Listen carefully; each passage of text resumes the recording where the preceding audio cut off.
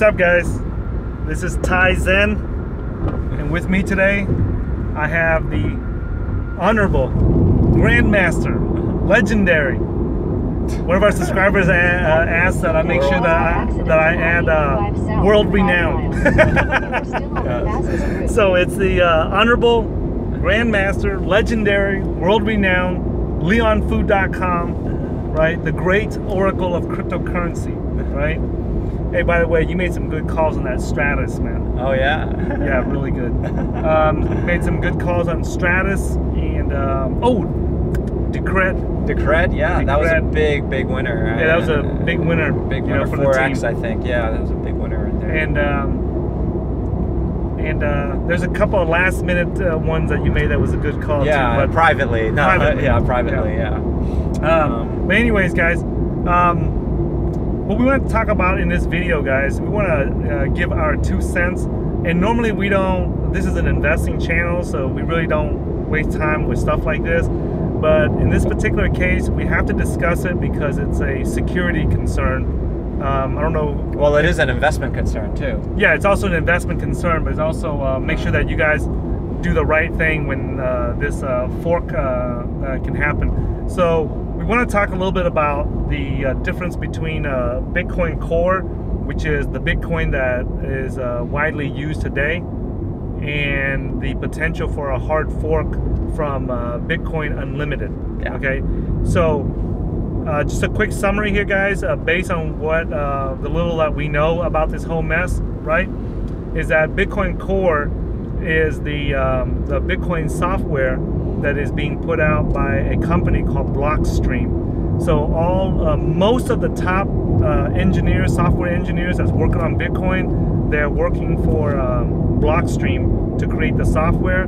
And the majority, there's like 5,000–6,000 Bitcoin nodes out there that process the Bitcoin transactions, and the majority of them are using Bitcoin Core's software, or the Bitcoin Core software that is created by a company called Blockstream. Okay. Now, they have a competitor called Bitcoin Unlimited, and that is being created by a guy named Roger Ver. I don't know if it's created by him, but he's the biggest promoter, right? He's the biggest promoter of the Bitcoin Unlimited software.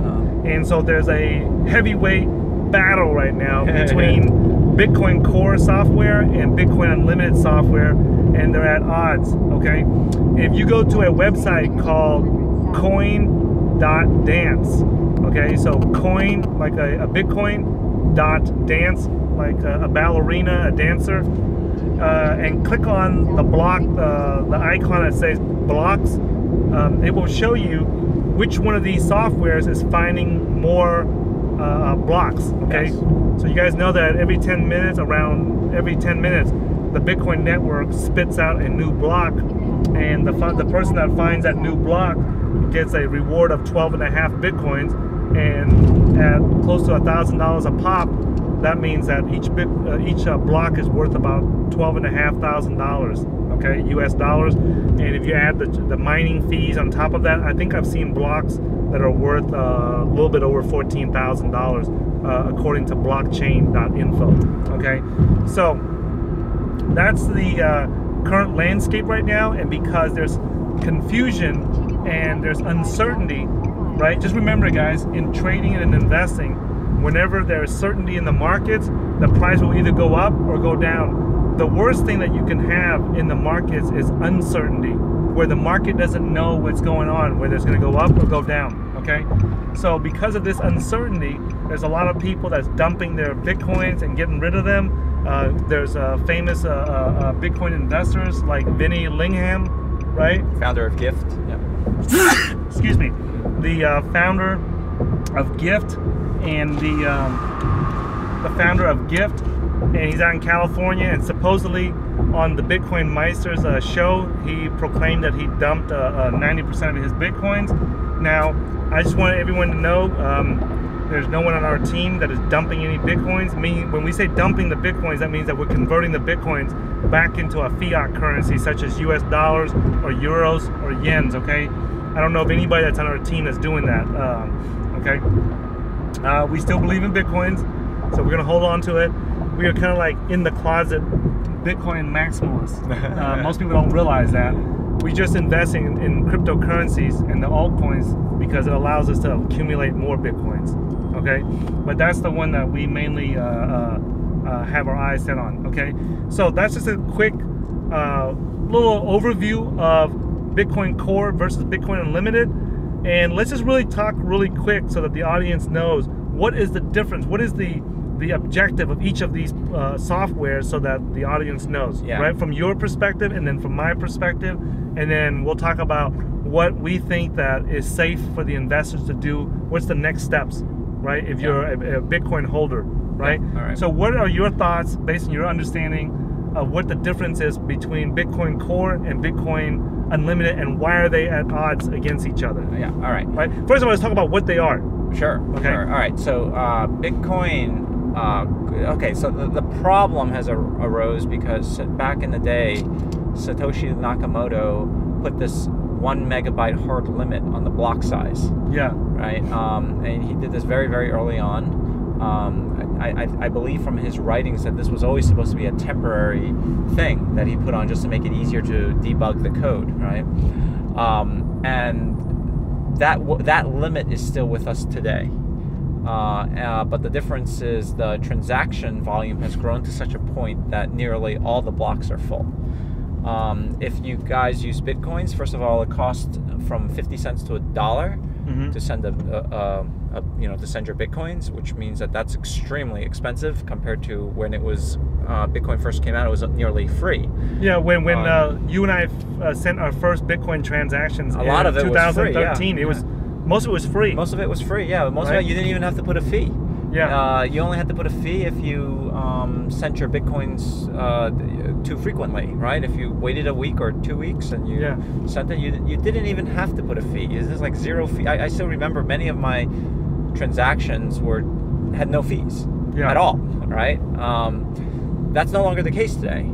Today you're paying, I'm paying 80 cents was my last Bitcoin transaction. Yeah, I've paid as high as $1.05, $1.50. Yeah. So that's very expensive for an electronic payment method. I mean, PayPal doesn't charge us that much, right? Visa doesn't charge us that much, right? Yeah. That's the problem. And these two camps, they have two different technologies. Besides two different sets of developers, they're using two very different sets of technologies, right? Let's talk about Bitcoin Core. They're pushing something called segregated witness. Yeah. And I don't want to. We're an investing channel. I don't want to get into how SegWit works, and there's plenty of others to do that. But I think for what we need to know as investors is segregated witness is what's known as a soft fork. It means that you don't have to upgrade your Bitcoin, whatever Bitcoin software you're using. You don't have to upgrade. Your Bitcoin software should continue to work as is. Yeah. Okay, that's what a soft fork is. That's the method that Bitcoin Core wants to pursue, and that's fine, right? Yeah. But now Bitcoin Unlimited, the unlimited part is they want no block size limit.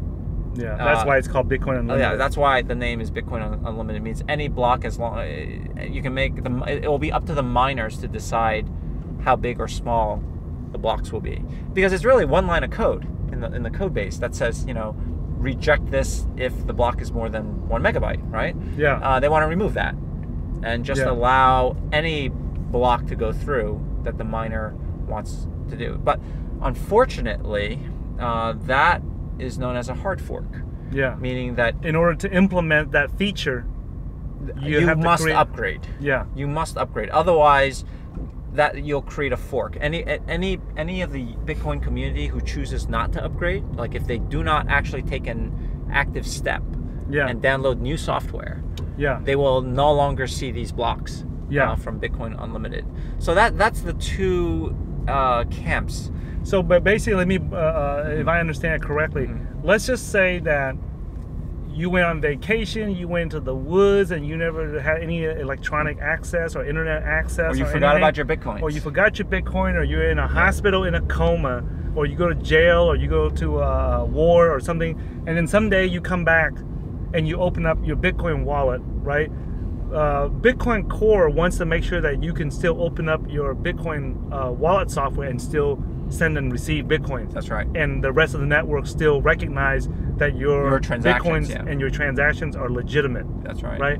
But with Bitcoin Unlimited, if you were in a coma, you're in jail, or you're sick, or you're on vacation, you're away from the internet for a while, and you come back and you open up your Bitcoin Unlimited software, the Bitcoins that's in your Bitcoin Unlimited software are not gonna... No, they'll still be there. They'll still be there. You'll see them. But the rest of the network won't accept it. But your software, your wallet, will not be seeing the same blocks as the Bitcoin Unlimited nodes. Yeah. Right? That anyone running Bitcoin Unlimited has a different view of reality than your view of reality. All right? Yeah. And so the goal of Bitcoin Core is to make sure that the software that's being used today is so that anybody can use it, even if they don't upgrade. They still see the same. They still see the same transactions. They still see the same transactions. And everybody's in consensus and agreement. That's right. That's their objective. That's what Segregated Witness is trying to do. Okay, so basically, Bitcoin Core is trying to update the software without having to force everyone to update the software. That's correct. Whereas Bitcoin Unlimited, it's mandatory that everyone updates their software, and if they don't update it, then the network... They won't see what everyone else is seeing. Yeah. They're not going to be in agreement with everyone else. That's correct. That's correct. All right. So those are the two sides right now. Okay. So I want to add this piece too, right? Mm-hmm. Is that so that the audience knows what the difference between Bitcoin Core and Bitcoin Unlimited is also. So based on my limited research and understanding about Bitcoin Core and Bitcoin Unlimited, right? Bitcoin Core is designed to be a platform, meaning that they are going to have a platform where other engineers can come and build features on top of it. And they just want the Bitcoin Core to be at the protocol layer or the main infrastructure for other software engineers to come and put their products or their services on top of it. Whereas Bitcoin Unlimited, that's led by Roger Ver, right, is their goal is to get it so that Bitcoin is a currency, because they believe that when Satoshi wrote the original white paper, that he said that on the white paper that Bitcoin was supposed to be a peer-to-peer electronic cash system. So Roger Ver and company, now in case you don't know who Roger Ver is, supposedly he has like 300,000 Bitcoins. Okay, so he's one of the wealthy Bitcoin investors out there, and he was one of the early adopters of Bitcoin, and he believes that all these new people that are coming into Bitcoin is trying to change it up, and he wants to keep it the same as it was supposed to be by Satoshi Nakamoto. Now, or his view, or his opinion, or his perception. Yeah. So we're not saying that he's right. We're not saying that his perception is wrong. We're just saying that's what he states out there. Okay. So Bitcoin Core is more focused on being a platform that everybody can build stuff on top. A store of value, I think, is what is commonly said. Yeah. And then Bitcoin Unlimited is the team on Bitcoin Unlimited, working on Bitcoin Unlimited, wants it to be more of a electronic cash system with the cheapest transaction costs as possible. Okay. So basically, that's kind of like, I don't know if it's factual, but basically those are the facts that's laid out for the difference between Bitcoin Core versus Bitcoin Unlimited. Okay, so now let's talk about what could happen if the Bitcoin Unlimited software starts to produce more blocks than the Bitcoin Core that's currently used right now by everyone. Right? Well, then if let's say there's a split in the network where there's a group of miners or a group of community, it's not just the miners, but if there's a group of users, the community, decide to follow the Bitcoin Core chain, they will diverge from the Bitcoin Unlimited crowd. Yeah, which is, let's just call the Bitcoin Unlimited the new chain, and then the Bitcoin Core the old chain. So that way the audience doesn't get confused. So there will be a split at some point. Right now they're on the same chain, right? They're all on the same. Think of railroad tracks, right? They're on the same railroad tracks. But if they fork, these railroad tracks are going to split. Yeah. And what's the danger in that? But now the danger is similar to what happened to Ethereum. We will have two versions of what's called Bitcoin. Yeah. But and all the exchanges have agreed that if in the case that this happens, they will list the older chain or the older Bitcoins under the symbol BTC, right? Yes. Or what is it? XBT. Yes. Right, XBT. which is the international symbol. Sure. Right. But in the Bitcoin community, the symbol is BTC, and in the international currency community, they consider it XBT. Sure. Okay. So now, if in the case that Bitcoin, the old Bitcoin Core, and the new Bitcoin Unlimited, in case they separate and they fork, all the exchanges have agreed to list the new Bitcoin Unlimited as an altcoin, and it's going to be called BTU, which stands for Bitcoin Unlimited. And then they're going to list it as the international symbol as XBU, which is Bitcoin Unlimited, right? Yes. So that's so that you guys are aware, in case you guys see the symbols BTU and XBU, that stands for Bitcoin Unlimited. Yes. Okay, the new altcoin that has been forked off of the original Bitcoin Core chain. Okay, so now, if that happens, let's just say, for example, that you have 10 Bitcoins on the original Bitcoin we don't even, Core chain. let's step back. We don't know if it's going to happen. Yeah, we don't know if it's going to happen, Yeah. but the viewers need to understand, if it does happen, what they can expect, right? Based on the experience that we went through with the Ethereum hard fork, right? So if Bitcoin Core and Bitcoin Unlimited split up and fork, then you're going to end up having 10 Bitcoins on the Bitcoin Core. Whatever number of Bitcoins that you have on the original Bitcoin chain, you will also have a duplicate amount on the new chain. Okay. Yes. So you'll basically, if you have 10 Bitcoins right now, it will become 10 Bitcoin Core and 10 Bitcoin Unlimited, right? And the exchanges have already agreed to list both of them. Yes. I think the only one that has not agreed was, I think, Coinbase. Yes. The last time I checked. Yes. Okay. And Poloniex, I read the statement is if you are holding Bitcoin deposits on Poloniex, they will credit your account with that equal number of Bitcoin Unlimited. Yeah.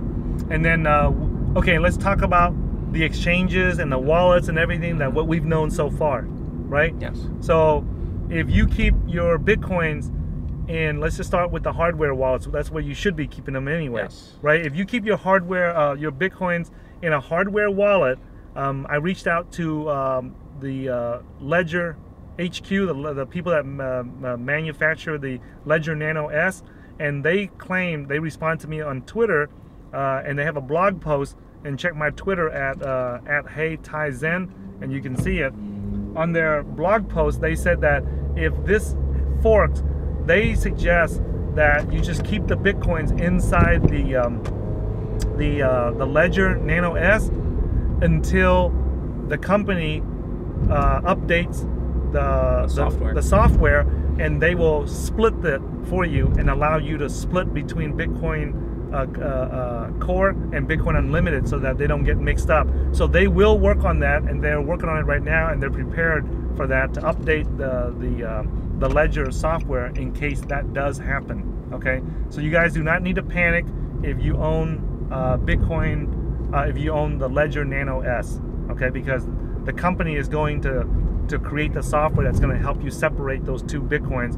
And if you're not familiar with it, it's very similar to how the Ethereum software is being used right now, because the Ethereum software has the Ethereum hard fork and the Ethereum Classic on there. You just select which one you want, and then they'll give it to you. Okay, so that's what it is right there for the Bitcoin Core and the Bitcoin Unlimited. And now there's other wallet services. The exchange has already agreed on it. I know the Ledger Nano S, they said that they're going to help the users create the software for the users to separate the coins. And if they're doing that, I'm almost certain that the other hardware wallets will do the same thing too. Most wallets, I believe, will. Even if, like, I read some tweets from Bread Wallet, one of my favorites, and they say they don't intend to. Yeah. But I don't really believe them. I think that if it becomes obvious that both chains are surviving, I believe they will be forced to, or else no one will use their wallet anymore. Yeah, right? I believe that their wallet is good, and they have such popularity that I don't think they're going to risk. Now, what what I think is for the users, if you want to be absolutely safe, if you have the private keys to your Bitcoins, if your wallet allows you to export your private keys, then you should be fine, because you can load those private keys into any wallet that will support them, right?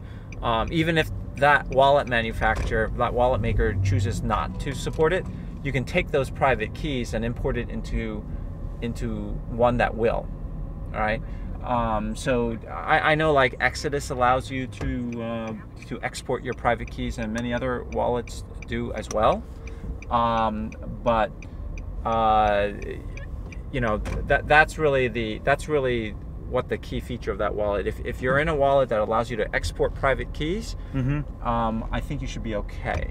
Yeah, like I know Exodus does. Yeah, Exodus does. Yes, because I've done it before. Yeah. Yeah, I've done it before too. Sure. So. But I think that's the technical side about what.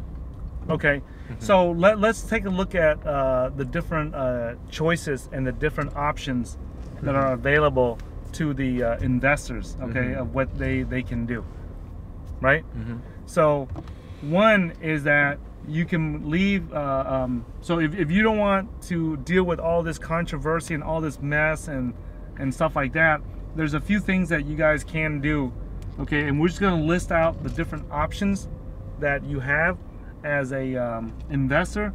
It does not mean that this is what we recommend. It's just that these are the different choices that you have. Okay, if you have a small amount of Bitcoins, and let's just say, let's just consider, let's say that if you have like 1 month's worth of living expenses, or 2 months worth of living expenses, or 3 months worth of living expenses, then we would just recommend, we're not going to recommend anything. It may not make a big difference if you just keep it in Bitcoins, I don't think. Right? What do you think? For a small amount, no, this will blow over. This is a towaway. That's fine, but I'll wait until we're finished. Okay. Yeah. So if you have a small amount, because we can't say like 5 or 10 or 20 Bitcoins or 100 Bitcoins, because each the people that are watching our channel, they might be in a different country where, you know, 1 Bitcoin might be a year's worth of salary for them. So we're just going to say a month's worth of living expenses. Okay. So so like, for example, like I need $5,000 a month worth of living expenses. If I have $5,000 in Bitcoins, right? That's 5 Bitcoins. That's 5 Bitcoins. In America, that would not be, that's a little bit of money, but it's not really considered really a lot, because that's only going to last a month's worth of living expenses. If you have like, let's say 6 months or less, let's just consider that small. Okay. If you have less than 6 months worth of living expenses, you might just want to just keep it in your positions in Bitcoin or whatever altcoin that you have it. But let's just say that you have over a year's worth of living expenses, enough Bitcoins to pay you to live for a year without having to work. Okay, then you really need to pay attention. Okay, what I would suggest doing, or what I'm gonna do, is I'm gonna put it in all my Bitcoins in a Ledger Nano S hard wallet, and I'm just gonna keep it there. I ain't doing nothing with it, right? And then what I'm gonna do is I'm gonna wait until this fork or no fork dies over, and then I'm gonna let the well, it's hard to know. I think it's hard to know. Nobody knows what's gonna happen. I think right now is just to make sure you have access to your private keys. That's all you can do, because even if it does fork, we don't know. There's no way to absolutely know for sure whether or not Bitcoin, there's going to be 2 versions of Bitcoin, or that after it does fork, one chain wins over the other. Yeah. We don't know. There's no one here in the community that if let's say Bitcoin Unlimited decides to go hard fork, yeah, and activate their big blocks, okay, then there's no way to know. And everybody's looking at the miners. Here's my take on this. Yeah. Right now, I think there's too much credit, a belief that it's the miners who are going to decide. It's not the miners. Yeah, everybody's looking at the hash rate. Yeah. Everybody's looking at the block signatures. Yeah. Everyone's looking at the pools, right? Yeah. But I don't believe that. I think the miners are important, but I think the community thinks that they have more influence than they actually do. Because let's look at different scenarios here, guys. Yeah. If Bitcoin Unlimited forks and there's 2 Bitcoins now, right? The miners, right? They can choose whichever one that they want to mine, or they want to whichever software they want to use, Bitcoin Core or Bitcoin Unlimited. Yeah. However, the users like you and I and you, if let's say none of us upgrade our software, let's just say that Bitcoin Unlimited forks, and none of us decide to upgrade our software, right? Well, our software would just reject all their blocks, and then we don't see our Bitcoin Unlimited because we're not using them. If the exchanges don't trade them, like for example, when Ether Classic, we thought it was dead. Yeah. Right? We thought it was, we thought the hard fork happened, and we even put tweets out there that it's a scam. Don't mess with it. But Poloniex decided to list it, and all the users and investors decided to trade it. Yeah. So and then we came have back to life. Then we have to change our perspective, right? Yeah. So it's the users, it's the exchanges. I think they have a huge influence. If they all decide to push it, then it probably will. We might have 2 chains, right? Yeah. But on the other hand, if the users decide, or the majority of the users don't upgrade their software and decide to just keep on, not even looking at the other chain, or not recognizing the other chain, it really doesn't matter how much hashing power there is, or what the mining pool is.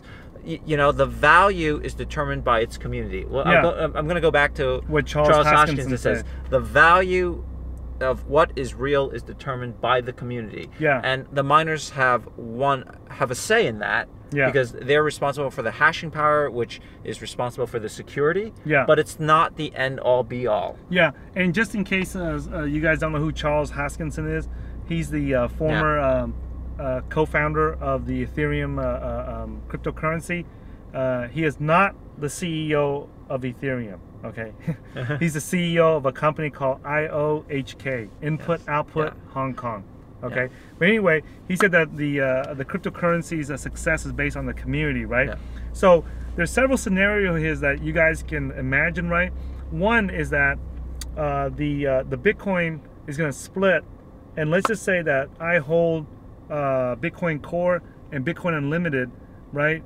If I don't believe in Bitcoin Unlimited's tokens, right, I can just go to the exchange and dump them and convert them all to Bitcoin Core.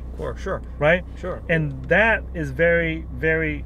Well, now you're making a trading decision, right? Yeah. Because it's that you are going to support Bitcoin. But on the other hand, there's a buyer on the other end of that, and he's making the opposite decision. Exactly. Right? That he might be selling his Bitcoin Core in exchange for my he Bitcoin is, Unlimited. Right? If you're selling it, he's buying it, right? So, like, it's hard to say who's. It's really hard to say what the community is going to do. Yeah, because this is the first time that this has happened, guys, right? Well, it's happened with Ethereum. We saw it. But here's the thing, though. With Ethereum, it was an accident, right? It was unexpected, whereas with Bitcoin, it is expected. It is expected that, So let's talk about some action steps here so that the viewer can understand what to do, okay? So let's just go back to the examples of if someone has a large amount of Bitcoins, right?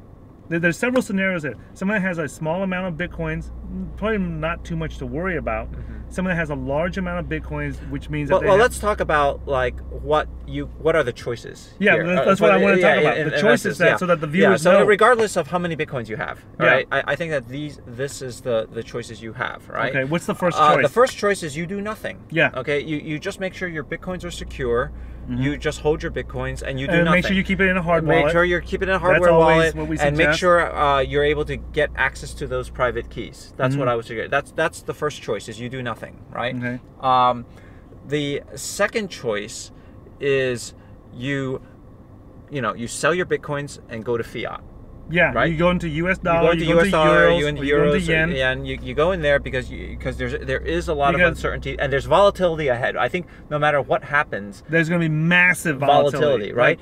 Yeah, I think we both agree that we don't know which way the prices go. Like, we're sitting here at 900, 950, and we don't know what's going to happen, but we believe that if the community comes together and no fork happens, then we're going to have huge volatility to the upside. Like $2,000-$3,000. And I will also say the altcoins we're in, they're going to get slaughtered. Okay. Okay, but before we predict what's going to happen, let's talk about. Let's go back and focus on the choices. So the choices. All right. So that's choices. The first choice. One is that you do nothing. Number two is you go into fiat and you sit it out. Yeah, and you just sit it out. Wait for a resolution. Okay. All right. Now let's look at the advantage and disadvantage of each of those choices. All right. If you do nothing, what's the advantage and disadvantage, or what's the risk or reward? The risk on that one is that you're betting on that the community somehow finds a way to come together. Okay. All right. And you're going to be a huge winner from here. Yeah. To the upside. Okay. Because there's no fork.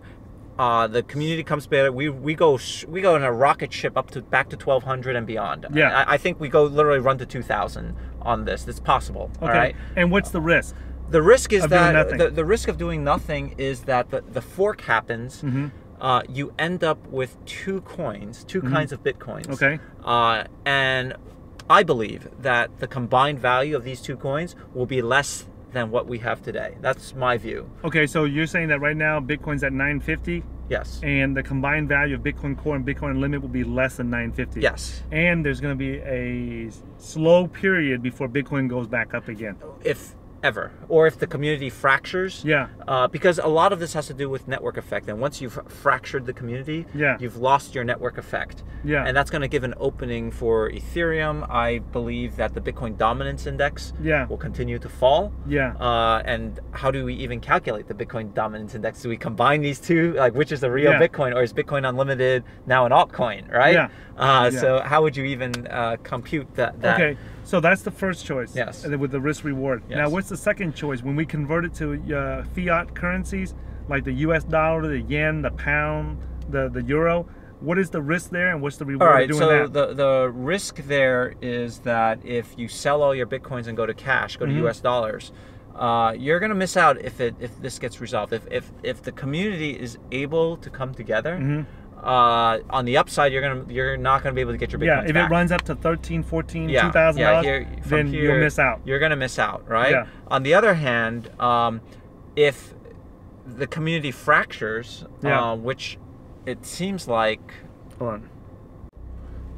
So you're saying that if the community fractures what? If the community fractures, there's a very good likelihood that not only Bitcoin goes down, but a lot of the alts go down. Okay, so it's going to destroy everything. Yeah, because it's really hard to say right now. That it's either, it could take everything down. Yeah, it could take the alts down, or we might see a continuation where the alts such as Ethereum dominates and take over. I mean, that's a possibility. Like, this is an opening for Ethereum, or there'll be a lot of Dash or something, or to try to sneak their way in and become the dominant crypto. There's I know the maximalists among us here say that that's not a possibility. Yeah. We have our beloved Bitcoin maximalists here who think Bitcoin is like it's our destiny to.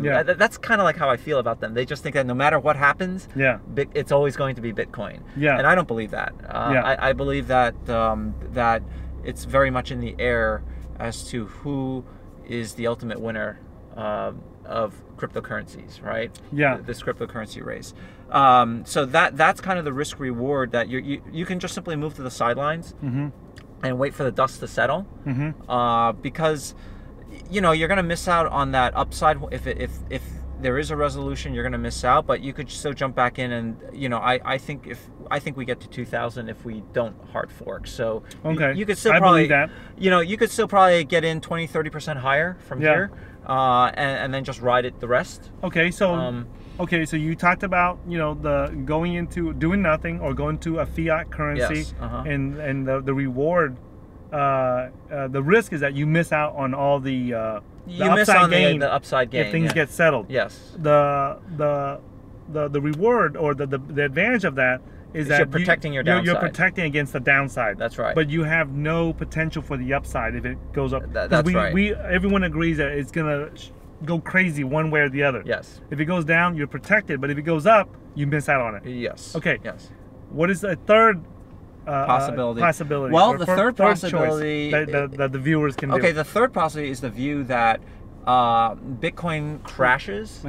Bitcoin crashes, and then yes, leave it. We're gonna grab the yours. Yeah.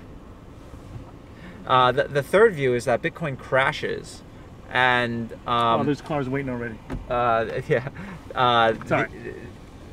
One of the other altcoins takes the lead. Right, okay. and that looks very possible too. Like with Dash or Ethereum, especially Ethereum right now. Ethereum is sitting here at $4 billion. Like I think it has like 25%. And guys, doubling is not. It happens all the time in crypto. Yeah. Right. If Bitcoin drops to say 500 and Ethereum right now we're at $50 and we go to 100, which can happen overnight. Yeah. Then we could easily see Ethereum take over. And if Ethereum takes over, it can run up. I mean, like it's at $50 now. It can run up to $500. Yeah. So there's no like I don't care what the maximalists say. Yeah. Bitcoin's future is not guaranteed. Okay, so you gave three choices: do nothing, or go to fiat currency, or stay in the alts, or stay in the altcoins, right? And when we say stay in the altcoins, because the altcoins are not having the volatility at the moment, the risk, the downside risk like Bitcoin does, right?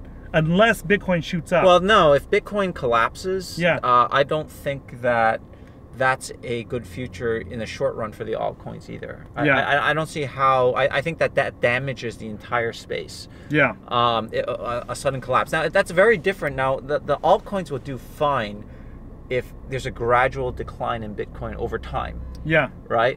If there's just a sudden collapse.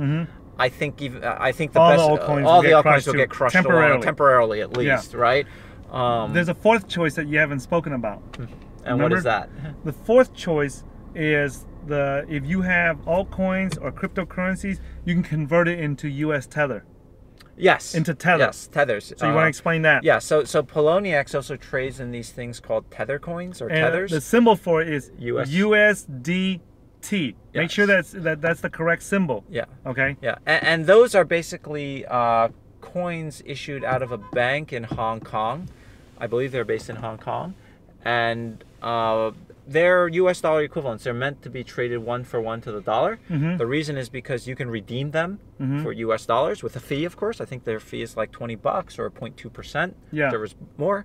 And you can buy tethers from them. You can give them US dollars and they'll issue you tethers in return. Or you can redeem the tethers. Yeah. And so there's supposed to be actual US dollars in a Hong Kong bank account. Yeah. So if you want stability, and this is probably almost the same as converting it to US dollars, the only difference is that it's stable and you don't have to withdraw it out of the account. Out of the crypto accounts, yeah. So you can leave your money there, your coins there at Poloniex, so that it can be ready for trading. Yes. And what is the risk or the reward to that? Well, short term. Or the advantage or disadvantage of course, short term, these tokens are backed by a company. And if that company were to go under, or if there was some kind of fraud, then of course there's no more backing, right? Yeah. The reason they have value is because you can take those coins, go to this company, and get US dollars back. Yeah. For them, right? That's why they're trading and exchange it for US dollars for actual bank deposits. They'll Yeah. wire you the money to your bank, right? Okay. So obviously, you have to submit your personal yeah, it's contact KYC. info. You know, you got have to do all the conform KYC. with their know your customer, know your and anti-money customers. laundering rules Yes, and everything. that's right. You So- do it. What if you want to redeem them? Yeah. If you just want to trade them, you don't have to do that. Yeah, right? you don't have to reveal you, yourself. You don't have to reveal yourself, right? Okay. But yeah, you know, and tethers are traded at Shapeshift and not just Poloniex too. I think Bittrex does that too, and a few other exchanges do that. So that's an option. That's also an option to consider. And I you know, if you intend to put the money back in crypto, but you want to go to a cash equivalent, in the short run, I wouldn't endorse it for like if you want to hold US dollars crypto over years, because I'm not sure of their reputation. I'm not sure. Yeah, we're not 100% confident in them but yet. they've been on Poloniex for a long time, and they've held their value, and they also have over $30 million in deposits, which is, you know, quite a bit of money. Yeah.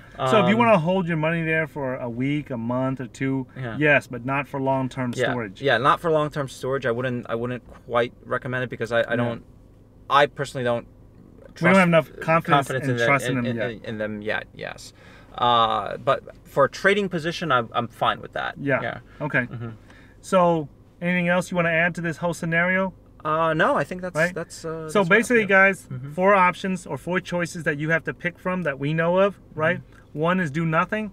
Number 2 is that you guys convert your Bitcoins and your altcoins into a fiat currency such as euros, US dollars, yen, or pound.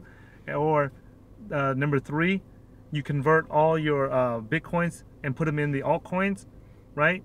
Or number 4, right, you put it into USD tether.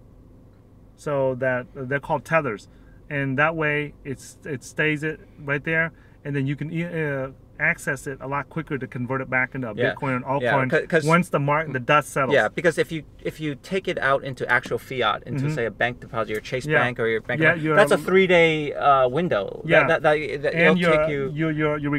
there's tax issues. There's tax issues. You're gonna there may be tax issues anyway, but there's definitely it's gonna be much harder to get back into the market. Yeah.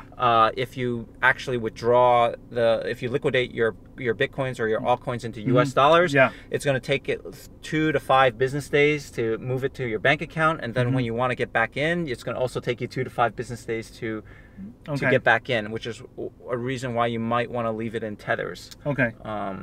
Just to speed that up. Hopefully this video, guys, helps you guys make a informed decision on what to do with your Bitcoins and your altcoins during this mess that we're going through. I wish that it would hurry up and get settled so that Bitcoin goes back, you know, doing what it's supposed to do, and that we can get back to focusing on investing into the cryptocurrencies. So thanks for watching this video, guys. Hopefully this video is able to help you guys understand better the difference between Bitcoin Core and Bitcoin Unlimited, and the choices that you have to protect your portfolio during these volatile times and during these times of uncertainty. So if you have any friends or family or relatives that are interested in learning how to invest in cryptocurrencies, make sure that you share our channel with them. Okay. If you have any questions, comments, or suggestions for future videos, make sure you leave it in the comment section, and give us a thumbs up if you like this video. If you don't like it, give us a thumbs down. We're at Pond City Market in downtown Atlanta. We're hungry, and we're going to conclude this video so we can go get something to eat. Thanks for watching us, guys.